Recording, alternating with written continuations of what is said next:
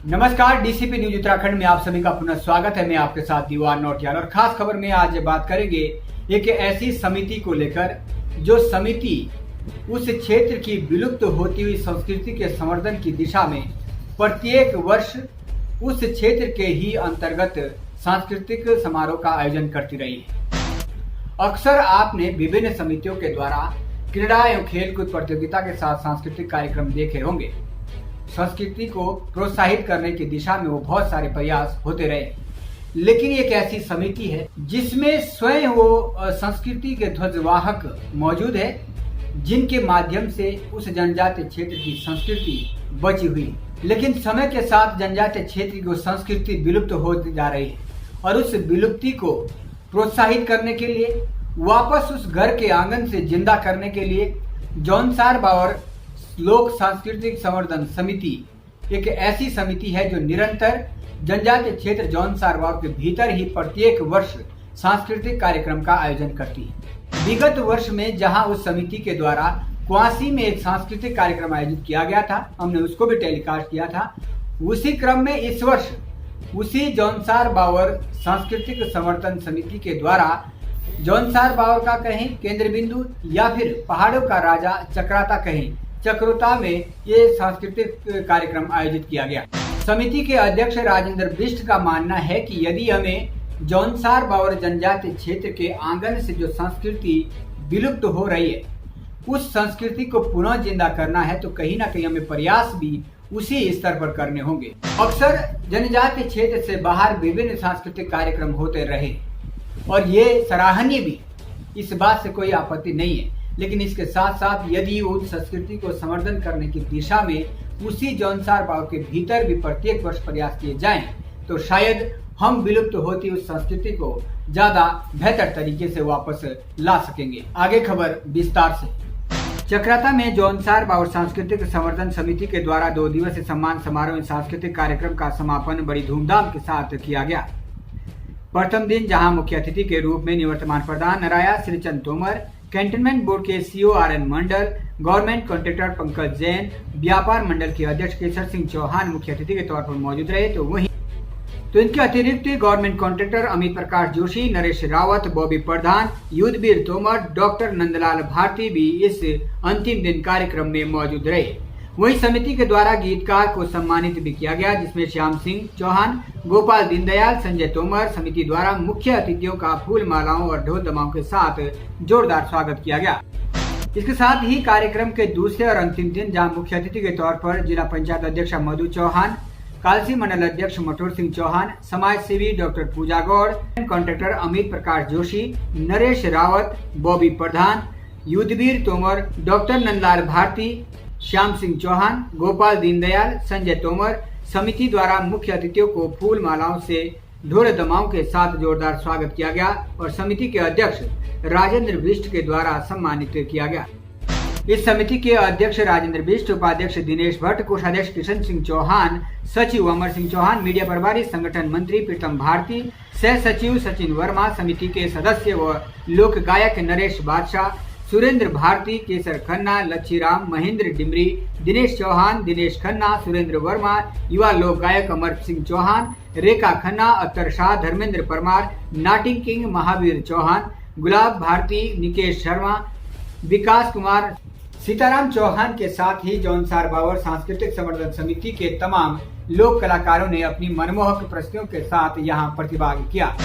आइए अधिक जानकारी के लिए आपको सीधा ले चलते हैं मुख्य अतिथियों के साथ ही समिति अध्यक्ष के साथ लोक संस्कृति संवर्धन की दिशा में लगातार बेहतर प्रदर्शन कर रहे ध्वज वाहकों की प्रतिक्रिया की ओर।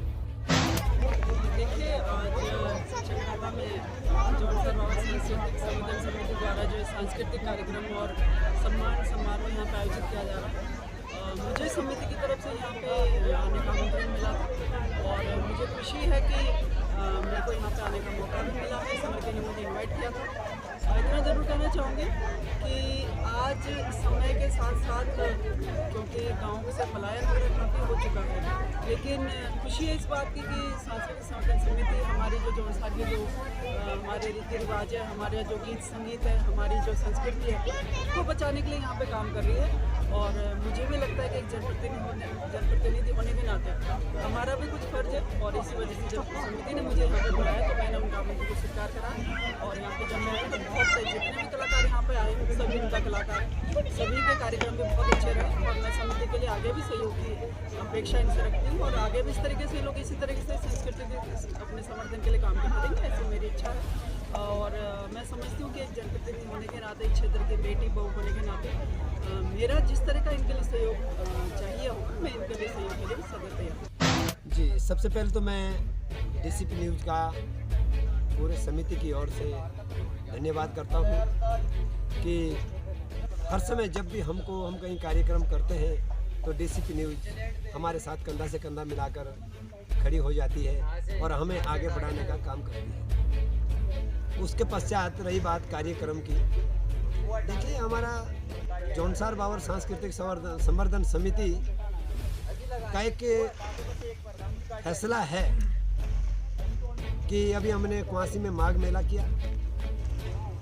लोग कहते हैं कि आप जो पहाड़ में इतने दूर क्यों गए हैं। हम जौनसार बावर के नागरिक हैं, जौनसार बावर में रहते हैं। हम प्लेन में कार्यक्रम नहीं करवाएंगे, हम पहाड़ों में ही करवाएंगे, जब अपने जौनसार बावर में करवाएंगे।